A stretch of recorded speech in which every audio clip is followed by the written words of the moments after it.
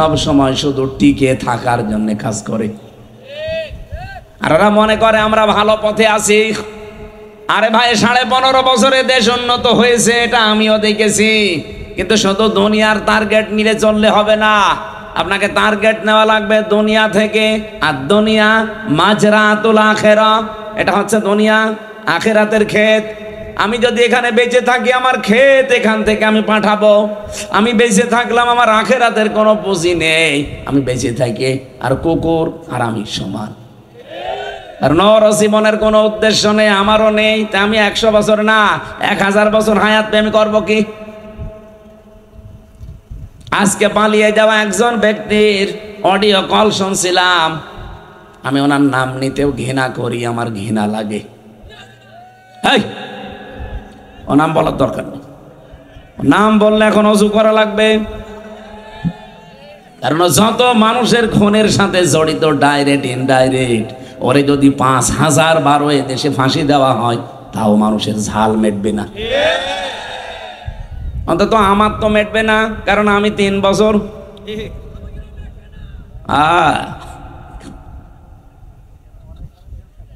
উনি আজকে নিজেই বলছিল এ কথা যে আল্লাহ আমাকে বাঁচিয়ে রেখেছে সামনে কিছু মানুষকে শাস্তি দেওয়ার জন্য। লজ্জা আছে মহিলা? হ্যাঁ, এত অপমান হওয়ার পরও যদি এই কথা বলে আল্লাহ নাকি ওরে বাঁচিয়ে রেখেছে, পালিয়ে গেলেন কেন? আল্লাহ আপনাকে বাঁচিয়ে দিয়েছে, আপনি আর 5 মিনিট থাকতেন, হত্যা হয়ে যেত। এক কথা বলছে না কেন? শুধু 5 মিনিটও না, যেটাই যাচ্ছিল এটা দরজা যদি হালকা খুলে যেত।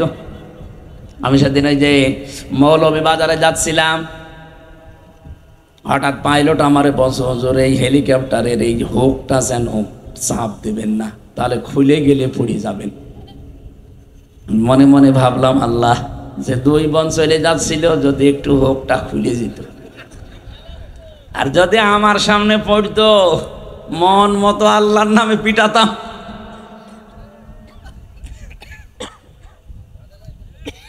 ভাগেও পেতাম না সত্যি। আর সাতক্ষীরায় পড়লে তো আসাবল বোল্ডোজার নাজিল হয়ে যেত, কারণ এই জেলারে একেবারে শেষ করে দিয়েছে। সারা বাংলাদেশে সাতক্ষীরাকে আমরা সবাই মনে করি এটা ফিলিস্তিন।